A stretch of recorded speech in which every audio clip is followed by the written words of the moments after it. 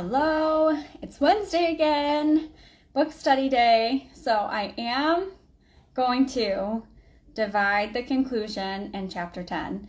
So we're just covering chapter 10 today. We'll have one more week with the conclusion next week, but I have 6 pages of notes just from chapter 10. So it was a good chapter. It was very packed with information. So I've decided to just break it up, and that way it's not such a long video.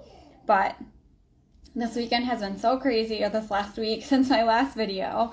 On Thursday, obviously, it was 4th of July, and my phone fell in the pool. So it's completely like water damaged. Half the screen, or like a third of the screen, is just dead. So like it doesn't light, like it just like is a bright yellow.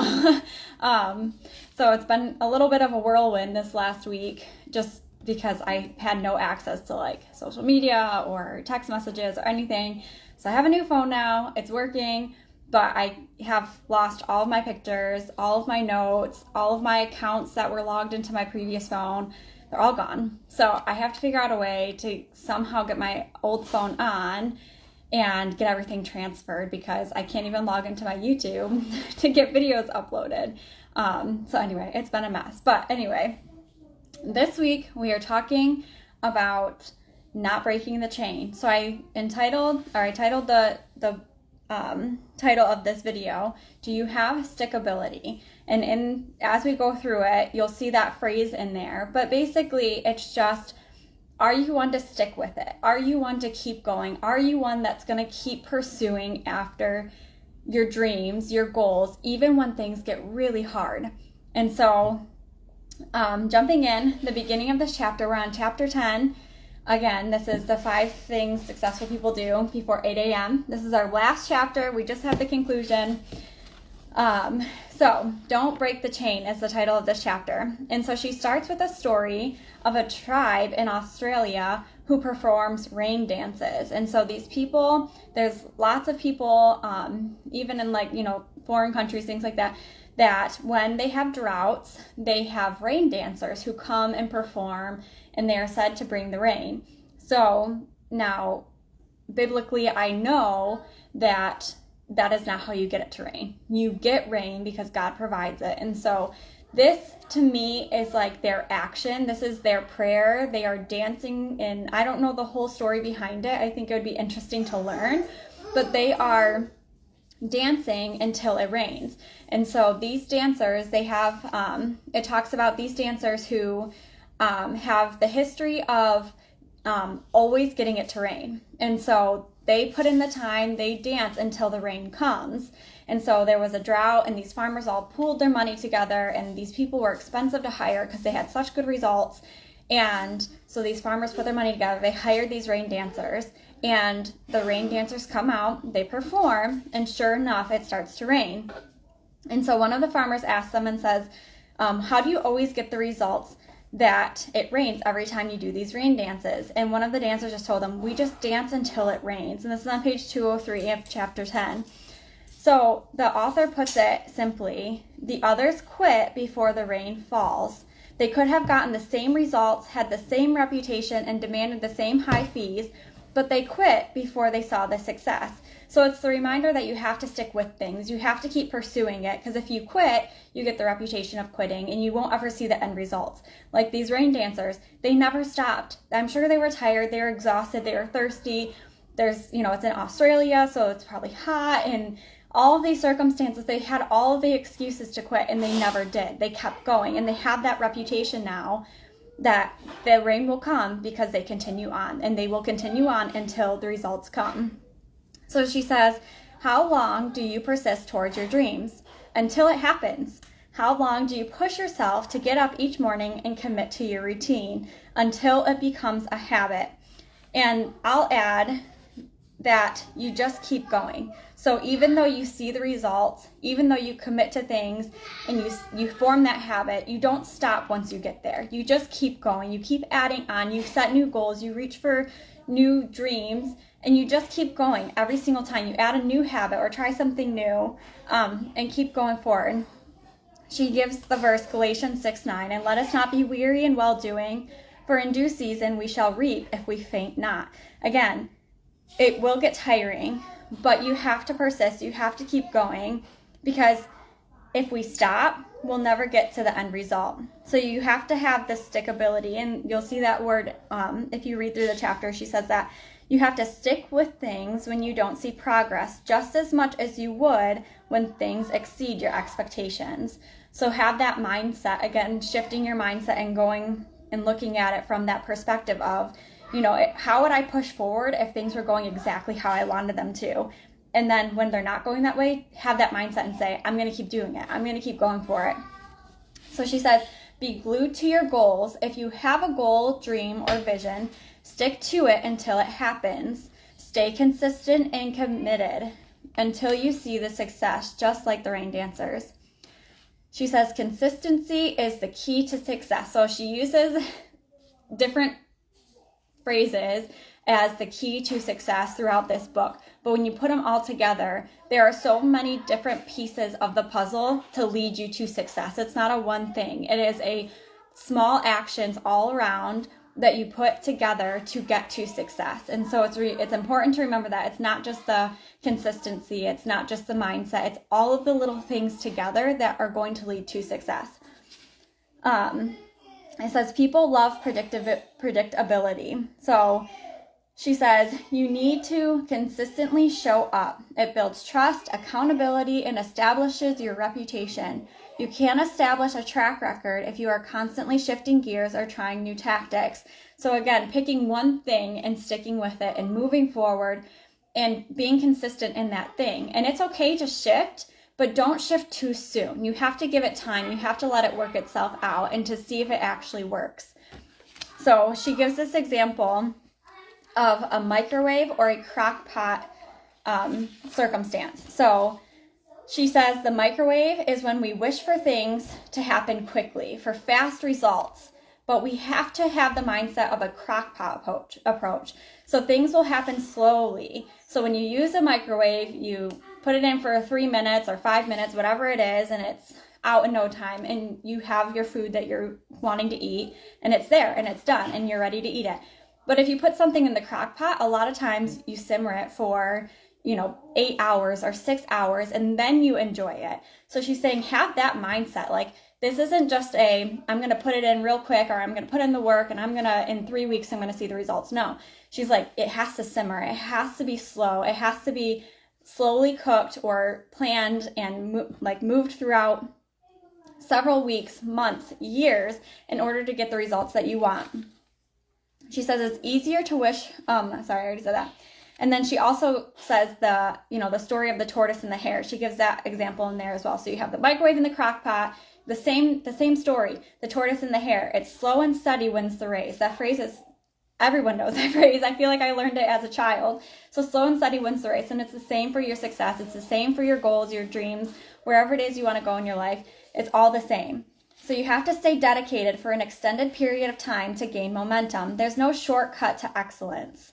The founder of Macy's opened 7 stores in a short period of time, and all of them were unsuccessful. The story is so interesting to read. So if you get this book, go and read it. Chapter 10, the people that she brings to light who were not successful at first is incredible, because they are people that in our minds or businesses or brands that we think of and we're like, I wonder who founded that, or how did that get started? And she tells the stories, and they're so interesting. I remember telling my husband about this, but anyway, these 7 stores, all unsuccessful, but he persevered and continued, and now he has 45 stores in 45 states across America.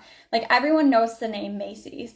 Everyone associates it with the Red Star, right? Like, we know that name. And he was unsuccessful his first 7 stores. And they even talk about, like, the Macy's Day Parade, like for Thanksgiving. He started that, and he said, like, it was a bust. Like, his first couple years, like, absolute fails. His goals that he had set, the reasons he was starting it, all unsuccessful. And yet he still continued, and now everyone knows the Thanksgiving Day Parade with Macy's, like a big name of somebody who was unsuccessful at first, and yet he continued on and he persevered and he got results. On page 207, it says, who will benefit because of your persistence and not giving up on your habits and dreams?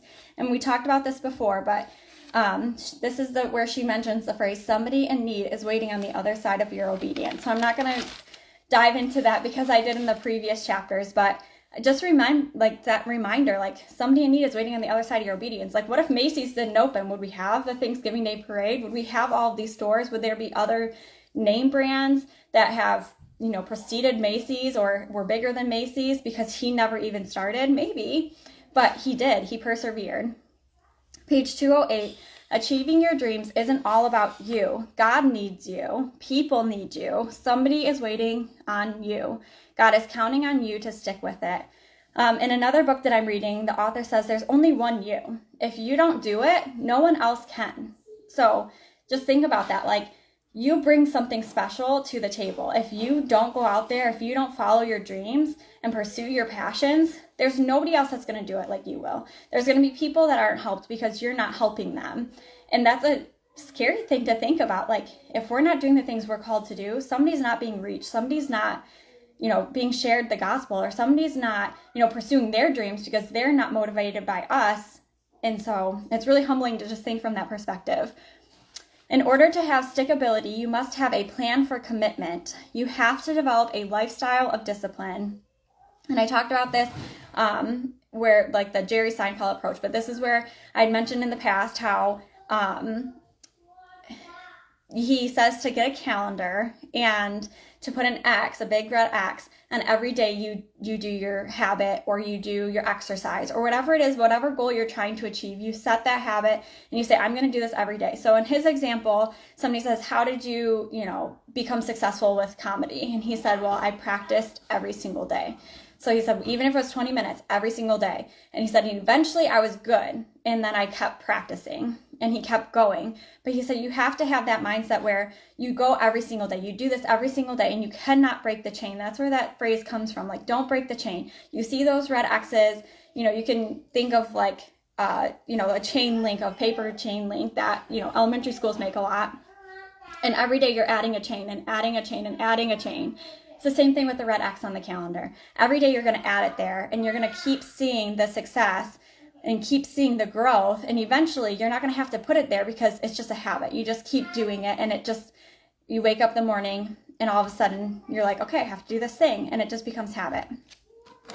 So she gives 5 tips to not break the chain and establish your new routine. The first one is to stick to your decisions, not emotions. She says commitment is doing the thing you said you do long after the mood you said it in has left you. I don't remember if it was this book or if it was another one, but I've shared this quote before where it says, when motivation fades, then habit kicks in. And so that's just that reminder that, you're not always going to be in the mood, or, your feelings are not always going to be there to keep pursuing. But if you have that habit and you keep going, even when the motivation isn't there, then it will lead you to success. It says, Joyce Meyer says, don't let your feelings vote. So it doesn't matter what you feel like. Like, I woke up this morning, I didn't want to work out, but did I let my feelings say no? Because I had to get it in. I had to work out because I feel so much better when I do. So I did. And it was a struggle and I couldn't lift the weights that I wanted to.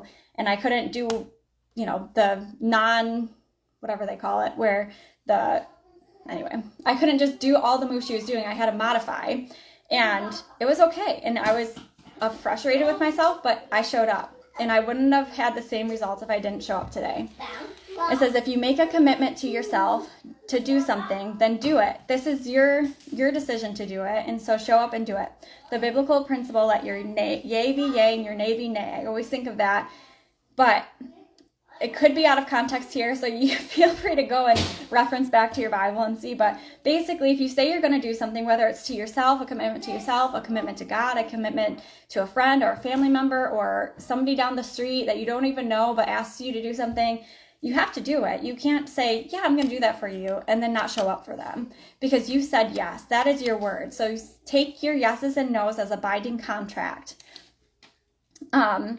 It says there is no legal binding contract, but your reputation is on the line. So just even with yourself, like your reputation to yourself, if you tell yourself you're going to do something and not show up continually, then you're going to give yourself that reputation. You're going to start thinking, I always say I do this.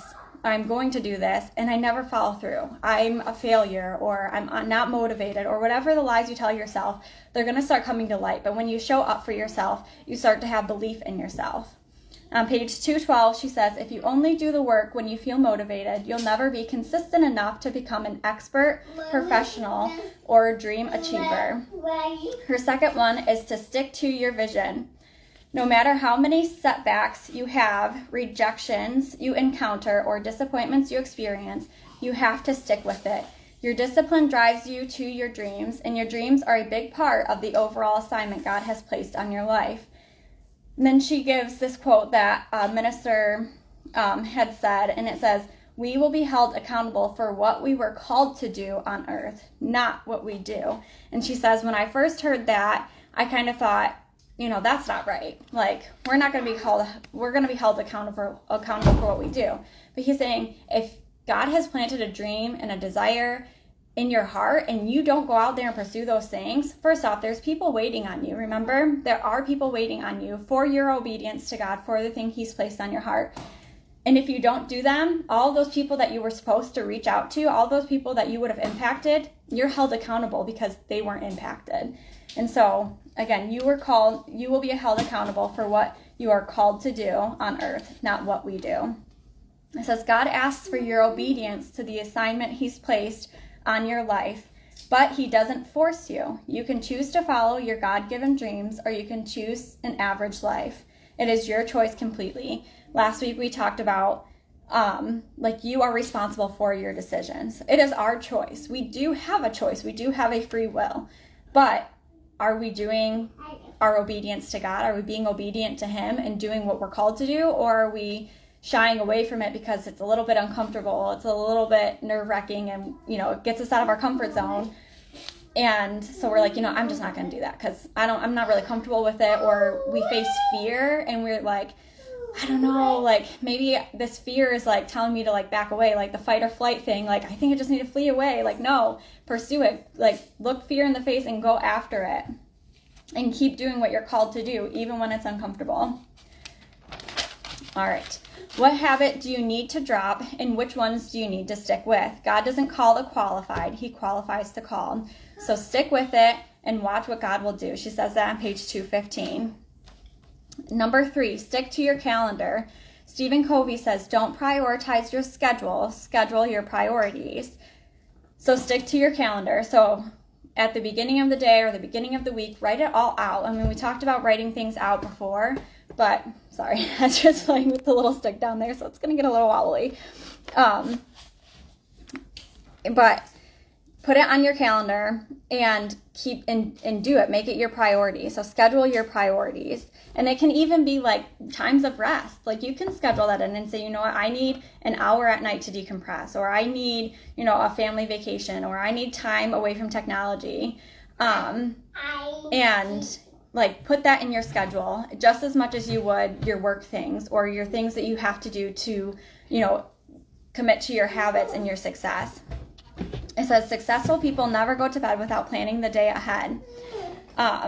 I'm usually one to not plan my day. I usually am just I'll figure out what I'm going to do tomorrow when it comes. And I struggle with planning things out and making things a priority and scheduling my priorities. But I need to do the opposite. Sorry, Ezra was walking around with a highlighter. Here you go, buddy. Come here. There you go. He was about to color on the door, so just had to stop that real quick. But if I just got another planner, my last one ended, and so I'm really gonna try and focus on sitting down once a week and writing things out, what are my to-dos this week, and scheduling my priorities, because I know it's so important for success to have everything written out. Doesn't matter how big or small, whether it's time in prayer or reading my Bible or reading a personal development book or spending time outdoors. All of that needs to be scheduled. And if I don't put it down, then I'm at the end of the day, what did I get done today? And I just kind of get through the day and have nothing done. So on page 216, she says, what you do the day before matters just as much as what you do each morning. What gets planned gets done. Set your destination for each day. Number 4, stick to your habits. If it's not a habit or a hobby, it's not going to happen. Habits are the foundation for a successful life. And this is like the compound effect. Like, habits are a foundation for a successful life. So when you have those habits, you have the foundation. You have what you are setting out to do each day. You are praying, you are meditating, you're writing out your goals, you're learning, you're listening to audios, you're doing all of these things to compound your success and to get to where you want to go. So it starts with one day at a time, and then you realize you've drastically changed. So day by day, they're just small steps. And then at the end of a month or the end of a year, you look back and say, I used to be here, now I'm all the way over here. And you realize how far you've grown and changed in that little bit of time. John Maxwell's on page 217, this is getting kind of lengthy, so I'm not sure I'm going to read it, but he gives the example of cutting down a tree, and he says, basically you take the axe, and each day you have this big round tree, you just hit the tree 5 times. Well, it's not going to fall down after 5 times of hitting it with an axe, but you put the axe down, you go into the house, the next day you come back, you hit it another 5 times. And each day you do the same thing. And you keep coming back each day. You keep showing up. And eventually that tree's going to fall. Well, that's like building habits. That's the same thing. You're going to show up each day and you're going to commit to doing whatever it is for a certain amount of time. And you're going to make that commitment. And pretty soon you're going to see that you've had that habit formed, or that tree has fallen, essentially. It says, each day that you own your mornings and you commit to getting up and practicing your daily disciplines, you will see your limits fall, your challenges topple over, and your breakthrough emerge. Little changes add up, little by little, and lead to astounding results. On page 219, she says, don't allow a seeming lack of results to stop you from plugging away. It's compounding. And then number 5, she says, stick to it. So the stickability. Robert Collier says, success is the sum of small efforts repeated day in and day out. Start with setting a goal of practicing your new chosen habits for 21 days without breaking the chain, and then add to it and continue for another 21 days and keep going. 21 days is just the starting point. It doesn't have to be, okay, I did it for 21 days, I'm done. Or, oh, my habit didn't stick. Like, I woke up on day 22 and I don't feel like doing this, so I'm not going to keep doing it because I should have had the habit by now.